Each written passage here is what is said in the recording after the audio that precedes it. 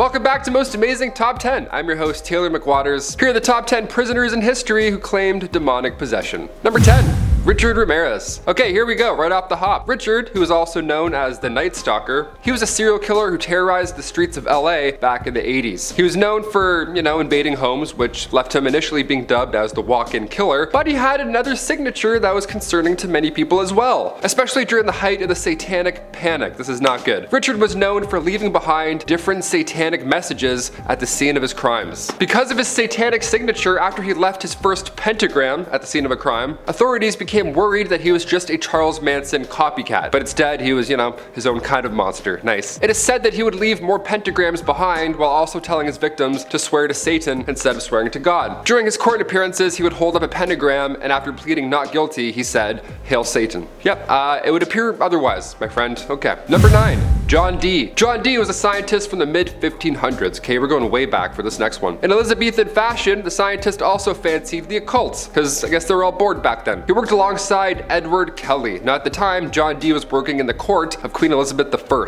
To show you what kind of role he played in, a functioning society, John Dee casted an astrological chart in order to determine when the queen should be crowned. Yeah, he was one of those guys. So cut to 1581, both John Dee and Edward Kelly both claimed to communicate to the other side via crystal balls. Eventually the town wasn't cool with this guy speaking to angels or demons, because yeah, surprise, surprise, not everyone's on board with that. What'd you know? So the queen sent him to Manchester. She's like, get out of here. But when he arrived, he was warden. He was warden of Manchester Collegiate Church. John Dee refused to be part of exorcisms, but a table with an odd demonic birthmark found afterwards. So he's been busy, it seems. This mark is said to be from the hoof of the devil when John Dee summoned him. The British Museum still has John's demonic obsidian mirror if you want to take a peek yourself and see, how those curls are doing. Number 8. Jeffrey Dahmer. Jeffrey is one of the most well-known serial killers, with his crimes taking place from 1978 all the way to 1991. His crimes are far too brutal to really get into, but he's known for taking the lives of 17 different people. Now at his trial, not only did he plead not guilty, but his attorney had some interesting words for the court. His attorney stated that his bloody pattern had caused him to believe that he was the devil, which was intended to,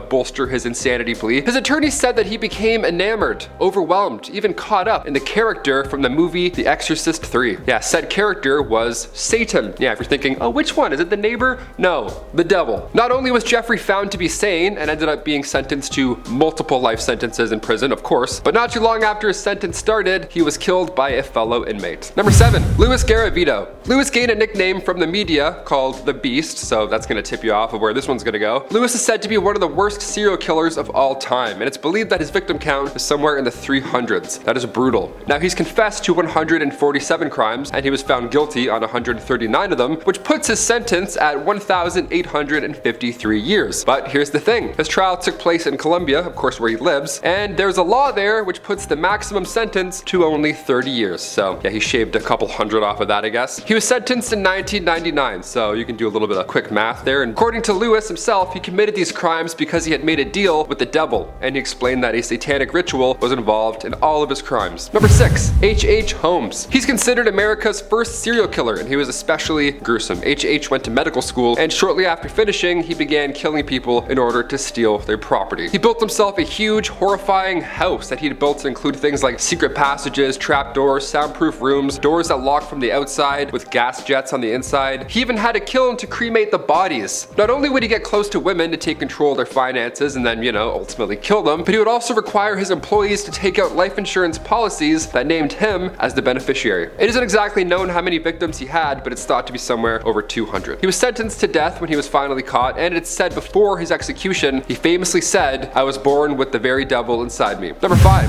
Sam Little. Known for being one of the worst serial killers in history, Sam Little has confessed to taking the lives of more than 90 people, and while authorities have only been able to, connect him to 30 officially, they say they have no reason to doubt the other ones are probably true as well. Sam was able to continue this horrible path for so many years because of the fact that he committed these crimes in different states and different countries, which made it, of course, difficult to connect his crimes to one another. He was too fast. He changed his name a lot, and that's obviously hard. In an interview with an investigator named Sergeant LeBlanc, they discussed religious beliefs, and they spoke about the nature of sin. Here comes the devil stuff, you're like, okay, when does it get to the devil stuff? Now.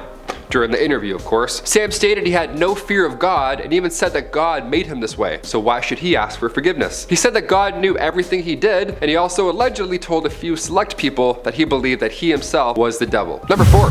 Ronald DeFeo. Moving on to another case that inspired more Hollywood horror. If you've seen the Amityville Horror, in some ways this should ring some sad bells. Although the movie adds a lot of paranormal aspects that was not present in reality. Or was it? No one's really sure. That's the main argument nowadays. Ronald was charged and convicted of taking the lives of his entire family. Last year he passed away in jail at the age of 69. After his passing, certain letters that he had written were released. Before his death, Ronald had given many different accounts of what happened on that fateful night, which has made it now impossible for anyone to follow or really understand how it happened. Ronald himself stated there was no demon. You know who the demon is. It's me.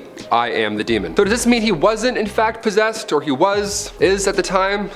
Somebody saying they're a demon certainly doesn't help their case. I don't know. Number 3. David Berkowitz. Also known as the son of Sam, David Berkowitz is a killer who again thinks that he works for the devil. Now this time, the real culprit for the horrible crimes was a demon who had taken the shape of a dog that belonged to his neighbor. That was the said demon that made David do it. He led authorities on one of the largest manhunts ever seen after this in New York, and in true twisted killer fashion, he left notes behind. Yeah, trying to be arrogant, thinking he would never get caught. You know, working at 9 to 5 in the underworld, you'd think there'd be more places to duck out and hide, but David was caught and convicted. He later admitted to making up the dog story, but he did say that instead he was a member of a violent satanic cult and his crimes were committed as part of that. Number 2. Arne Johnson. This one's a little different because this person didn't claim to be from hell, but rather they had hell inside of them when they committed their atrocious crime, and it wasn't their fault. This trial was well known previously, but has become, of course, more widely spread as it's the trial in the newest Conjuring movie. In 1981, Arne Cheyenne Johnston killed 40-year-old Alan Bono in what appeared to have been just a simple argument gone wrong quickly and got more twisted and confusing. When it came to his defense for the crime, the devil made him do it. Yeah, just like the third installment in the Conjuring franchise, the title, Devil Made Me Do It, is in direct relation. That was his excuse. This was the first time in history now that possession had been used in an American courtroom as a defense. Prior to this, Arne had been at the scene of about 3 exorcisms that had occurred before this, alleged possession, and this is why there's so many people that believe him. At the end of the day, the jury in the trial decided to convict him of manslaughter. And finally, number 1, Niccolo Paganini. We'll finish off this demonic list with the late Italian composer Niccolo Paganini. This man knew how to play the violin, let me tell you that. Apparently a little too well, some would say. The 18th century icon brought romance to violin technique. He studied with many violinists over his life, but what really explains his skill is the fact that his mother made a deal with the devil when the lad was only 6 years old. Niccolo leaned into these accusations and actually used it so people wouldn't mess with him anymore. They would be afraid of the violin composer, They're like, oh, we don't talk to him. He's like the Doctor Strange violin guy. He fights with music. Thinking back now, I'm like, yeah, I get that. Guy needed to invent romance via a violin. But what if he was? What if he was working for the devil the whole time? The musician passed away at age 36 and there wasn't a single church that would take him. It's pretty rude, but also it's understandable. We'll use your music at the funeral, but we're not going to bury you. Thanks. Those are the top 10 prisoners in history who claim demonic possession. I've been your host, Taylor McWaters. I'm not possessed. Hit that thumbs up or else. See you later.